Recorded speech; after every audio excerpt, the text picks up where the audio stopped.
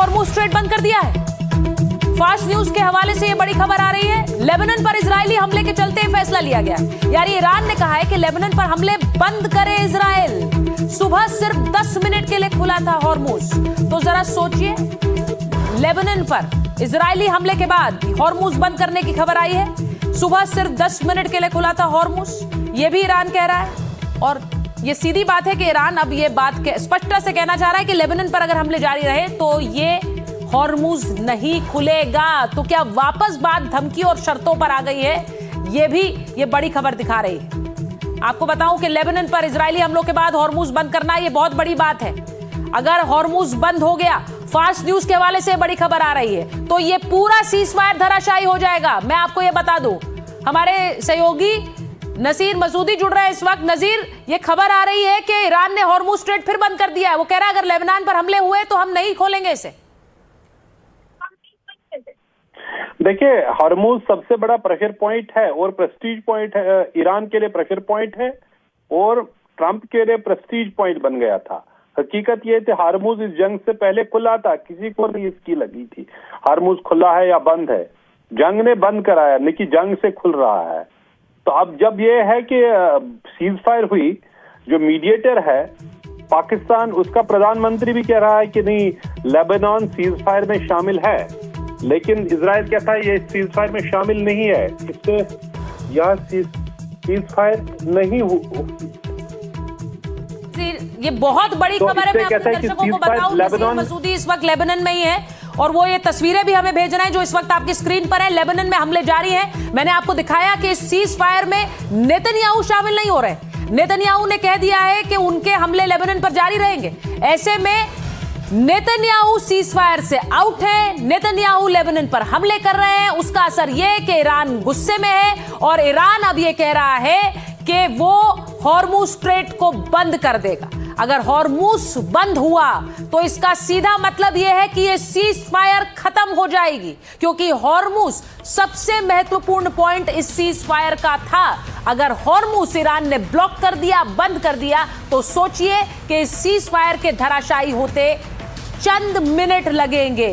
इस युद्ध विराम की वजह से अगर नेतन्याहू फंसते हुए दिख रहे हैं तो अमेरिका भी घिरता हुआ नजर आ रहा है, क्योंकि ईरान खुद को एक विनर बता रहा है।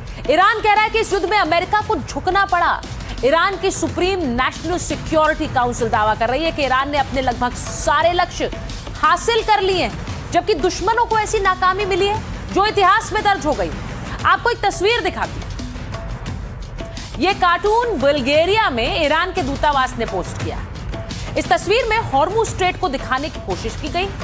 ईरान का हाथ ट्रंप की गर्दन पर है और यह मैसेज देने का प्रयास है कि ट्रंप स्ट्रेट ऑफ हॉर्मुज में फंस गए हैं। कैप्शन में क्या लिखा हुआ है?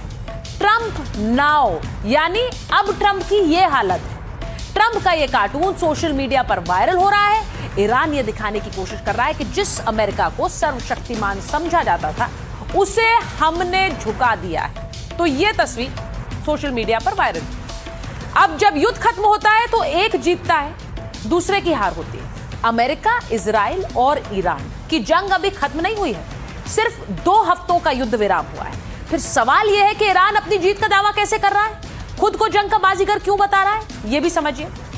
दरअसल यह ईरानी शासन के लिए अस्तित्व की लड़ाई बन चुकी थी, लेकिन वो अमेरिका और इजराइल से 40 दिन लड़ा और बच भी गया।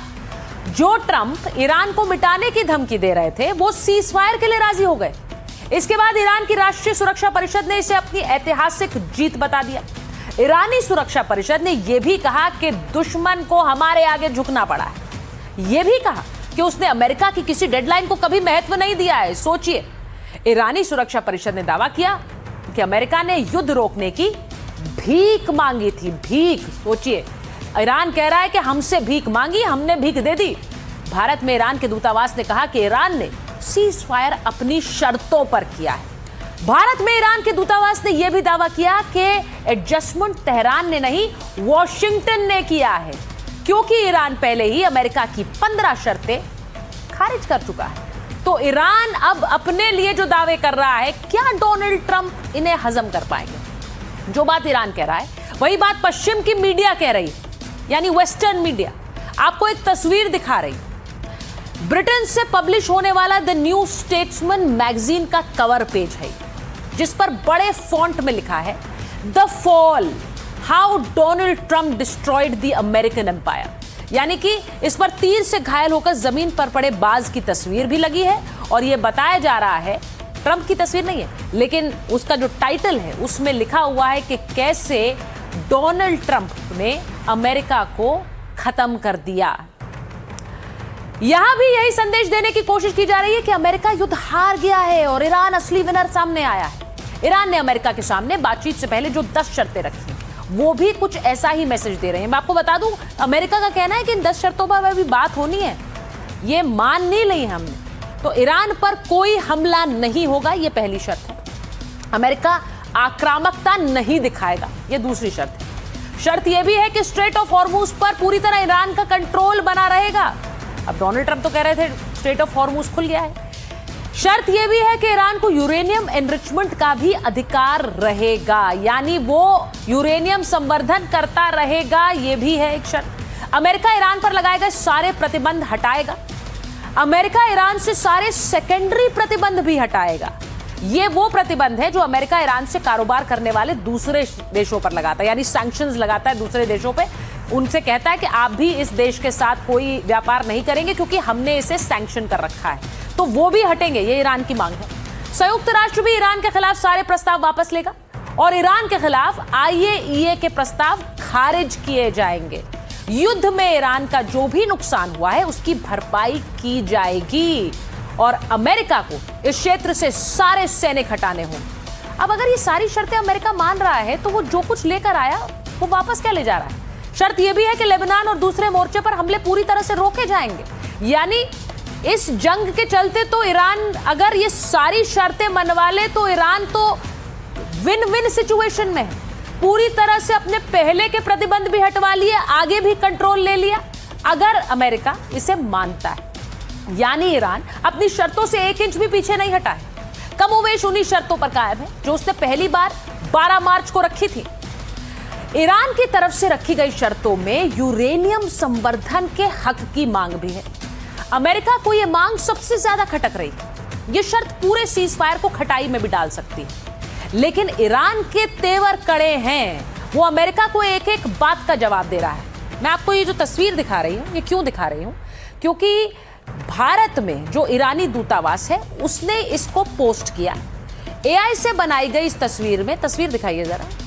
AI से बनाई गई इस तस्वीर में ईरान के सबसे महान शासक साइरस द ग्रेट की मूर्ति है, जिसके आगे ट्रंप सिर झुकाकर बैठे हुए हैं। ये तस्वीर देखिए। इस पोस्ट के साथ लिखा गया है bow down to the Iranian civilisation, यानी ईरानी सभ्यता के आगे नतमस्तक हो जाएं। दरअसल युद्ध विराम से पहले ट्रंप 48 घंटे की डेडलाइन देते वक्त ईरानी सभ्यता को मिटाने की बात उन्होंने कही थी।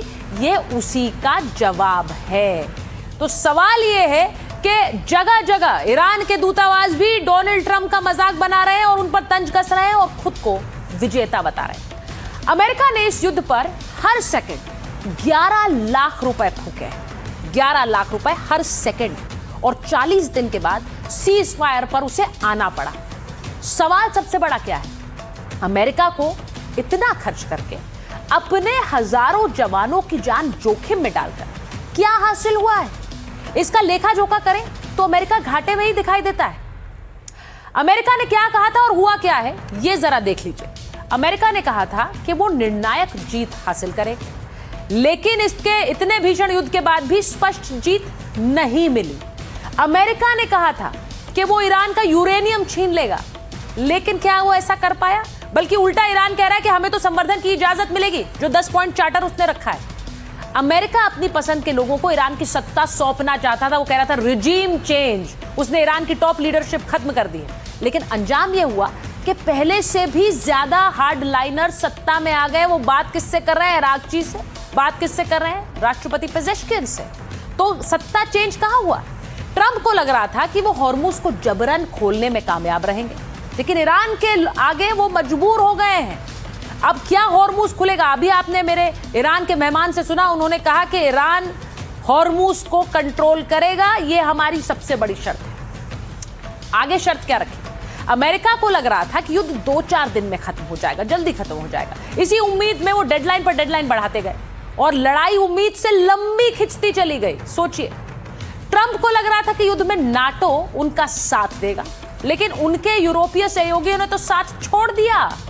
अब नाटो तो बिखराव के कगार पर पहुंच गया और डोनाल्ड ट्रंप कई बार कहते हैं ये कागजी शेर है, सब पेपर लाए, हमें नहीं चाहिए इसकी जरूरत, हम इससे अलग हो जाएंगे। उनके डेप्यूटी भी यही बात कह रहे हैं। ट्रंप ईरान के खिलाफ अरब देशों को लामबंद करने में नाकाम रहे, ये भी एक सच है, क्योंकि जॉर्डन, कतर और ओमान जैसे देशों ने कह दिया कि वो ईरान पर हमले के लिए अपने बेस नहीं देंगे, ये भी एक हकीकत है। अमेरिका के कई अजेय समझे जाने वाले फाइटर जेट्स ईरान ने मार गिराए। इसका नुकसान उसके हथियार कारोबार को हो सकता है। ट्रंप को लग रहा था कि ईरान की इस्लामिक सत्ता को तोड़ देंगे, लेकिन अब उन पर अपने ही देशों के लोग वॉर क्राइम का आरोप लगा रहे हैं। अभी मैंने आपको दिखाया था कि कैसे उन पर वहां मुकदमा चलाने की बात हो रही है। वहां के सांसद ये बात कह रहे हैं कि वॉर क्राइम किया है इन्होंने, यानी कि युद्ध अपराध डोनाल्ड ट्रंप ने किया है। तो जरा सोचिए कि कौन जीता है इस जंग को, किसने अपने ऑब्जेक्टिव हासिल किए हैं। यही वजह है कि अमेरिका की मीडिया भी ट्रंप के खिलाफ दिखाई दे रही है। आपको वहां के कुछ अखबारों की मैं सुर्खियां यानी हेडलाइंस दिखाती हूं। अमेरिका के अखबारों में आज क्या छपा है। आपने अपने देश के तो अखबार देखे, आज बहुत से लोग सीज फायर का इंतजार कर रहे थे कि डोनाल्ड ट्रंप कोई हमला करेंगे कि नहीं। वहां पर अमेरिका के प्रमुख अखबार क्या कह रहे हैं। द न्यूयॉर्क टाइम्स ने क्या लिखा। न्यूयॉर्क टाइम्स ने लिखा कि दोनों तरफ से जीत के दावे, युद्ध विराम बेहद नाजुक। ये वो युद्ध विराम को बेहद नाजुक कह रहे हैं। वॉशिंगटन पोस्ट ने क्या लिखा है, ये वहां का एक प्रमुख अखबार है, वो कह रहा है ईरान की मांगे समंदर में अमेरिकी प्रभुत्व के लिए ये खतरा है। अमेरिकी प्रभुत्व के लिए खतरा, यानी कि अमेरिका में जो अमेरिकी सुप्रीमेसी है वो बहुत बड़ा खतरा बन गई है। अब सीएनएन भी युद्ध विराम को नाजुक बता रहा है। वो कह रहा है नाजुक युद्ध विराम के बीच बातचीत की तैयारी। मतलब युद्ध विराम को कोई बहुत गंभीरता से ले नहीं पा रहा है, क्योंकि उन्हें लग रहा है हमले फिर से होंगे। एबीसी न्यूज कह रहा है अमेरिका ईरान युद्ध विराम ने सहयोगियों को अधर में छोड़ा है, यानी कि बीच में छोड़ दिया है, पता नहीं क्या होगा। ब्लूमबर्ग यह आशंका जता रहा है कि क्या ट्रंप की रियायतें तेहरान की महत्वाकांक्षाएं बढ़ा देंगी। रियायतें यानी उसका कहना है कि अमेरिका उन्हें रियायत दे रहा है और इससे ईरान का मनोबल बढ़ेगा, वो और ज्यादा शर्तें रखेगा। तो अमेरिका में और अमेरिका के प्रमुख अखबारों ने इसे अमेरिका की जीत नहीं बताया, बल्कि अधर में लटका हुआ एक सीज फायर है जो कभी भी टूट सकता है, कभी भी खत्म हो सकता है।